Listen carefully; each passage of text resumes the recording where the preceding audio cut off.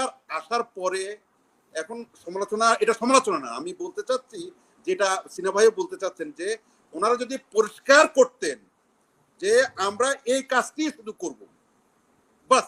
ওনারা ওনাদের সক্ষমতা সম্পর্কে ভালো করে ওয়াকিফাল কিনা এটা নিয়ে আমার সন্দেহ আছে।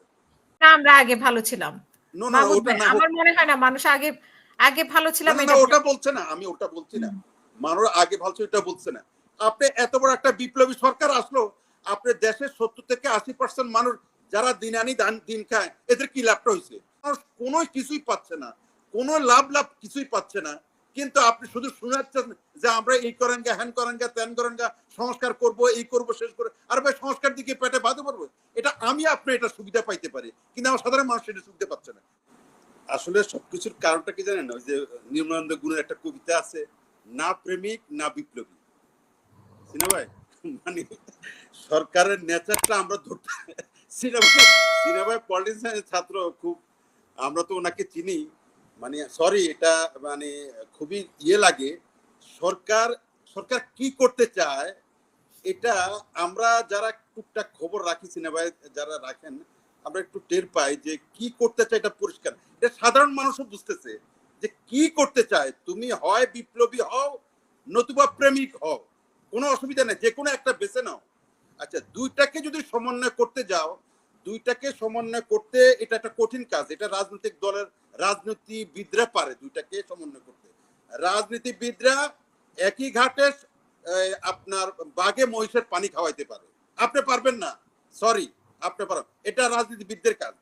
এখন সরকারকে আপনি কি বলবেন? এটা কি কেয়ারটেকার সরকার বলবেন, নাকি এটা ইন্টারিম গভর্নমেন্ট বলবেন, না রেগুলেশনারি গভর্নমেন্ট বলবেন, না রেগুলার গভর্নমেন্ট বলবেন?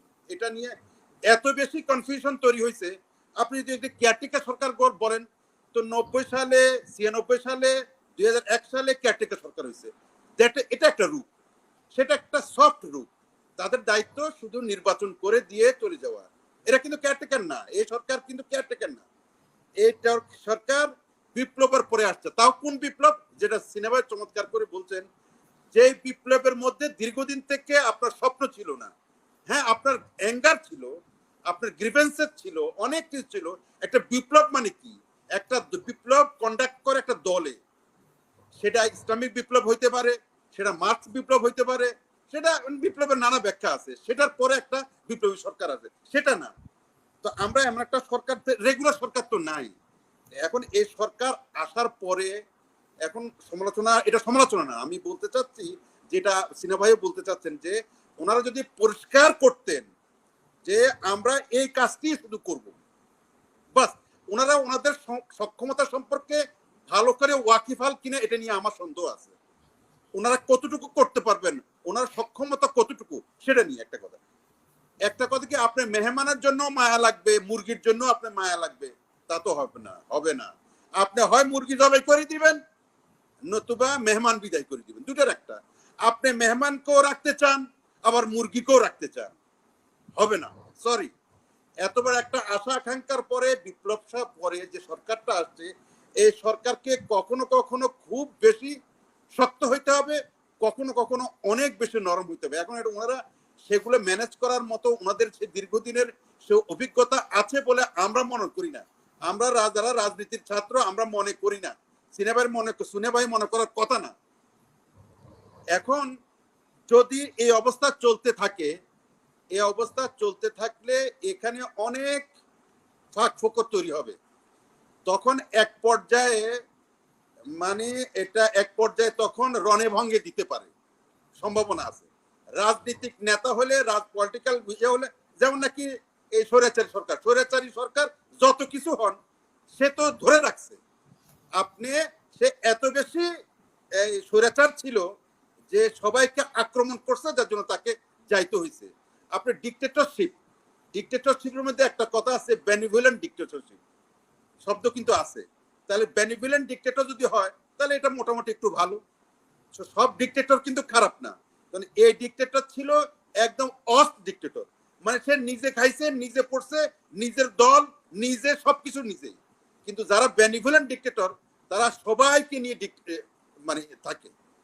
এখন আমি সিনেমার সাথে যে কথাটা বলতে চাইবো আচ্ছা, সেটা হলো কি, এই আওয়ামী লীগ সরকারকে নিয়ে যারা এখন ভয় করে, এটা সিনেমায় চমৎকার করে বলছে, আওয়ামী লীগ এখন একটা স্প্যান্ড ফোর্স, এটা একটা খরচের খাতা আপাতত, অন্তত মিনিমাম 5 বছর, মিনিমাম 5 বছর নিয়ে এটা নিয়ে এত টেনশন করার কিছু নেই।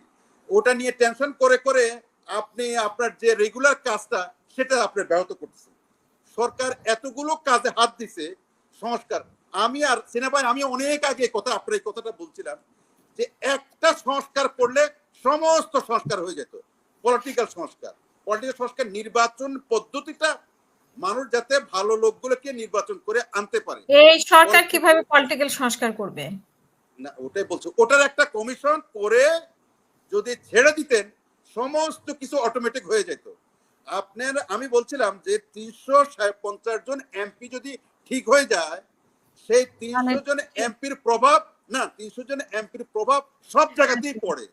আপনি এখন কোন একটা না না আপা, না, আমি সম্পদের পলিটিক্যাল সংস্কার তো এই মানে এই সরকারের সম্ভব না। তো পলিটিক্যাল সংস্কার, আপনি পলিটিক্যাল সংস্কারের জন্য বলবেন আপনার দলের সংস্কার তো দরকার। তারপরে বিএনপি সংস্কার, ওটাই পলিটিক্যাল অ্যাক্ট বলেন, পলিটিক্যাল অ্যাক্ট বলেন, সংস্কার বলেন, নির্বাচনী প্রক্রিয়া সংস্কার বলেন, পার্লামেন্ট, এই বিষয়গুলো সব মিলে একটা প্যাকেজ, একটা প্যাকেজ।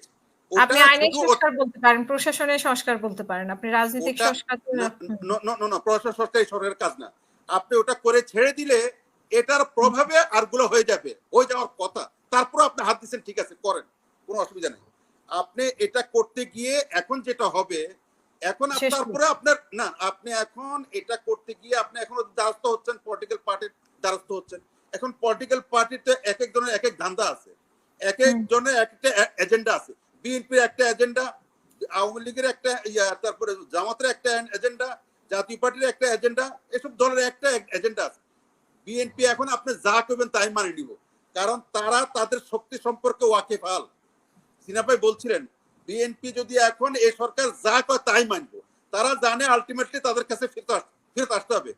তাদের ছাড়া আর কোন দলের সেট আপ নাই, প্রস্তুতি নাই, সক্ষমতা নাই, কোনো কিছুই নাই, সব অপ্রস্তুত এবং সেট আপ নেই। একমাত্র বিএনপির সেট আপ আছে, প্রস্তুতি আছে, সক্ষমতা আছে, সবকিছুই আছে। এখন আপনি না না এখন আপনি ভয় করতেছেন, না না না আপনি ভয় করতেছেন বিএনপি ছেড়ে দিলে কে জানি আবার আগের মতো হয়ে যায় কেন, তাহলে আপনি করতে পারতেছেন না কেন?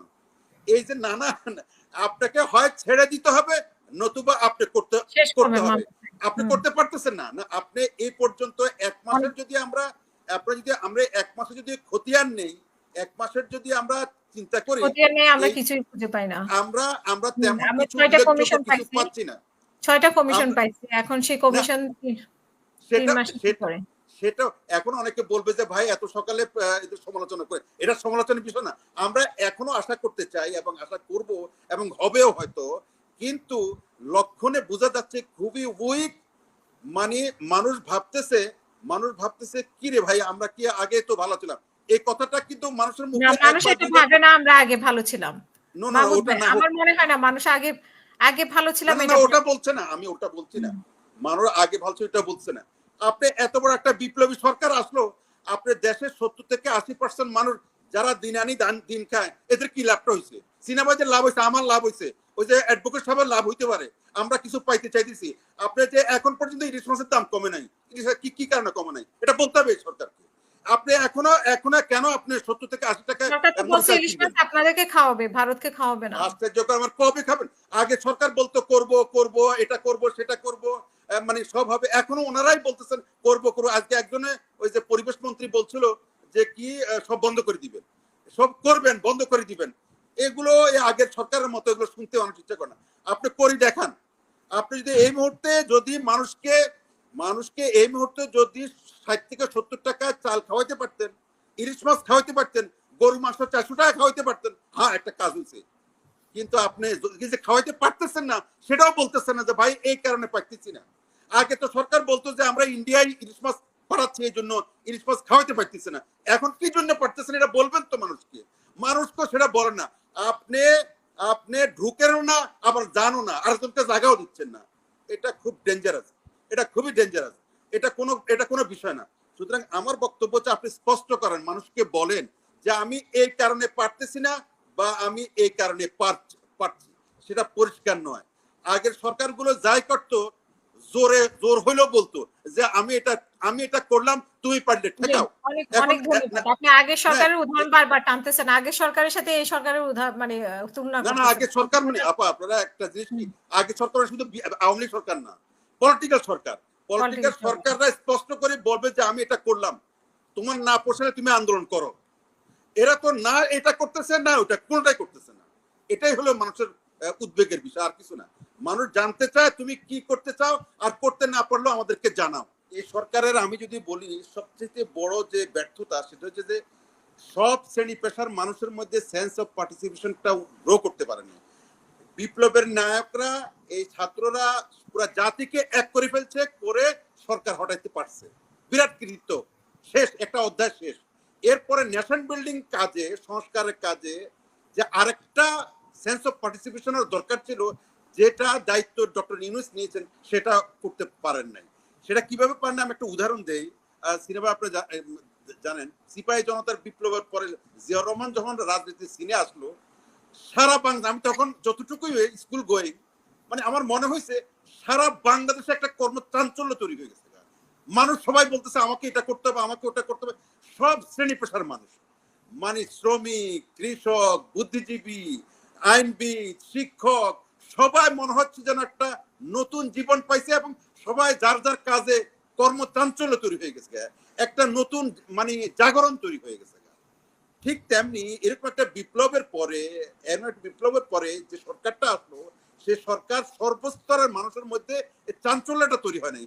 কেন মানুষ এখনো ম্রিয়মান। একটা এত বড় একটা ঘটনা ঘটলো, মানুষ ভাবতেছে আমাদের কপালে মনে হয় কিছু ভালো কিছু হবে না। এই যে একটা ভাবটা কেন আসতে চাইলো, এটা করতে পারে না। আমি যেটা উদাহরণ বারবার দিতে চাচ্ছি, আপনি মোশতাক সরকার তো একটা খারাপ সরকার বলি আমরা, বঙ্গবন্ধু মানে লম্বা করে না আলোচনা প্লিজ, আমরা শেষ লম্বা করব। না আপনি একটু মাঝখান দিয়ে 2 ঘন্টা হয়ে গেছে মাঝখান দিয়ে, 2 ঘন্টা হয়ে গেছে। ৭৫ পরে যখন মোশতাকের সরকার আসলো, আসার সাথে সাথে দ্রব্যমূল্য অর্ধেকে নামে গেল। কেন নামলো, কিভাবে নামলো? এই যে ইমিডিয়েট জিনিসগুলো মানুষ পাইলো তো কিছু, আপনার সাধারণ মানুষ কোনো কিছুই পাচ্ছে না, কোনো লাভ কিছুই পাচ্ছে না।